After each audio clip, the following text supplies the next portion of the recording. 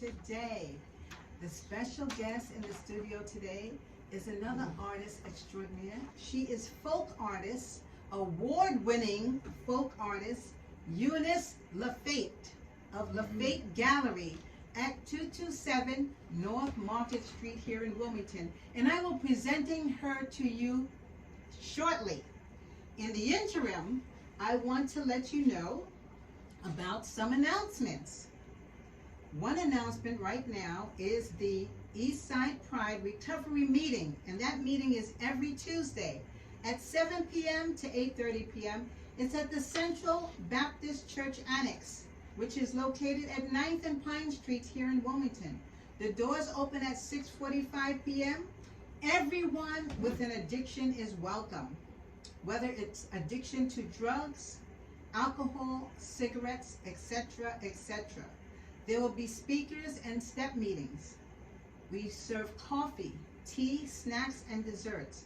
So if you're tired of being sick and tired, this is a meeting for you. Spread the word. If you know someone who is addicted, please bring them, refer them, and if that's you, please come and join the Eastside Pride Recovery Meeting. I thank you for listening to that. Spread the word about that. And right now, I'm going to bring to you my co-host, my guest co-host, Demitrius Bulkock, and he is going to be telling you, reading to you a little bit about the Wilmington Renaissance mission statement. You know, let me tell you that this show, the Wilmington Renaissance, is similar. It was named after the Harlem Renaissance, and the Harlem Renaissance occurred in Harlem, New York, during the time of the 1920s to the 1930s, when many African Americans left the South and looked for a better life in New York, and they settled in Harlem, New York City. They created a renaissance with all of their culture, intelligence, artistic and creative ways, and they brought all that together, creating the rebirth of that area with all their talents. So right now, my co-host, Demitrius Bulkock, is going to read to you the mission statement of the Wilmington Renaissance. Welcome, Demitrius. All right, thank you for having me. Thank you for having me, Janice. Welcome. Yep. Good afternoon, everybody. Hope you're enjoying your afternoon on this wonderful Saturday. I just want to read the mission statement here. It says, the mission of the Wilmington Renaissance program is threefold. Spotlight artists in the Wilmington community at large. The aim is to give these voices a platform to express their work. Artists from all genres, such as writers, singers, musicians, dancers, composers, painters, photographers, videographers, and filmmakers. And to especially give a voice to young creative talents who often feel unheard and unacknowledged. To further advance the mission of 95.3 FM as a source of daily cultural education for the Black community by celebrating our heritage and highlighting our current art scene. To bring a voice to an underserved audience who otherwise would not have the broad exposure to the arts this program will provide. To send a message through our airwaves that our survival as a people and a culture is dependent upon, inseparable from art and our artists. My motto is, every being is an artist in some fashion. Seek and you will find yourself. She found herself 60 years of age after envisioning herself as a painter her whole life. And she saw herself well known, in the spotlight even. But her dream evaded her. It took decades, but she found out there's dreaming and then there's doing. She got stopped too many times, and the lessons she learned from that are worth passing on. Ms. Janice wants to be a responsible role model for our youth who desperately need positive direction. And finally, she would want to show to inspire would-be painters and could-be performers, and shoulda been dancers it's never too late or too early to seek and find yourself. She lives a happy life now, and that's why she chose as her theme song Smile Happy by War. She won every single broadcast of the Wilmington Renaissance to leave them smiling. Thank you so much, Demitrius, for reading that mission statement of the Wilmington Renaissance radio show. In addition, right now, I'm going to announce to you that Brown Skin Girl, the stage play, will be coming up next week. That stage play is directed by Connie Drummond, playwright, and Lady C Productions, and it will be premiering on Saturday, September 24th at 4 p.m. sharp, and Sunday, September 25th at 4 p.m. sharp. Brown Skin Girl will be held at Artscape, which is at 205 North Market Street, Wilmington, Delaware. Come on out and see it. If you have young girls in your family, whether they're preteens or teenagers, this is a must-see for them. Brown Skin Girls, please come out and support this stage play, support Connie Drummond, and support the community arts. Again, that's Saturday, September 24th, and Sunday, September 25th. Thank you all for listening, and I hope that brings you some additional entertainment for you to enjoy in your community. Yeah. So, right now, also, at each show that I host, I present an artist from the from the Harlem Renaissance. I talk about an artist from the Harlem Renaissance, and I bring to you today an artist. Her name is Regina Anderson.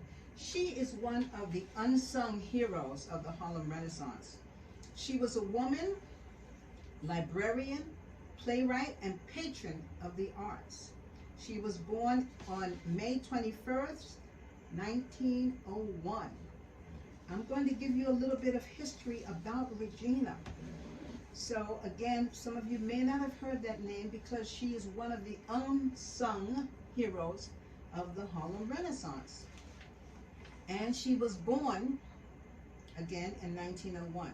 Regina Anderson is a subject of a new biography which aims to show what a pivotal role she played in the literary and cultural development of that period. Anderson's life reads something out of the book one of the authors of the Harlem Renaissance may have dreamed of.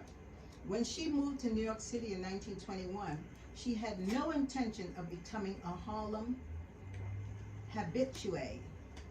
And that habitué means that she was a person who frequented Harlem. She was often found there, so that was her habitat. And that's a French word, habitué. Anderson was simply interested in finding work in the New York City public library system and applied for a position. Although segregation was still in effect in many parts of the country, the New York City public library system was technically integrated.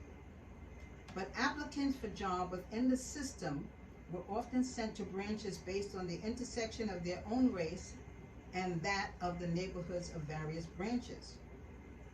Anderson's ancestry could be traced to numerous countries, including pre-colonial America, Sweden, Madagascar, and India. When the application for the library position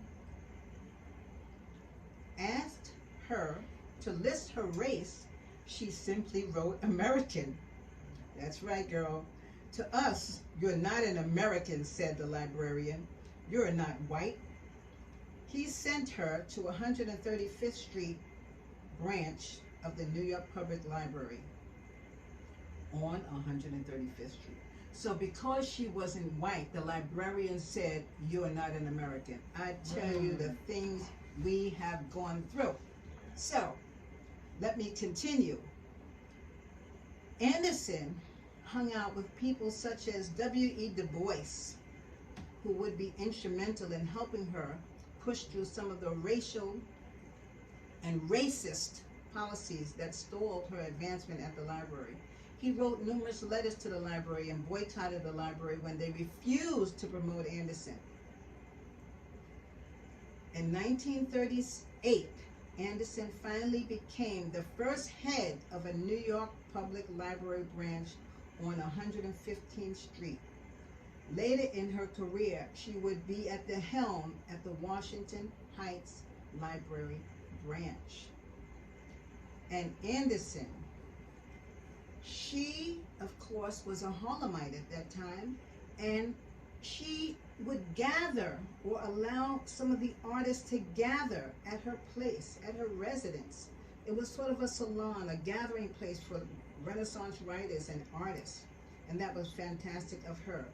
She contributed to the alchemy of talent and inspiration that defined the vibrant Harlem Renaissance, and that has been largely forgotten.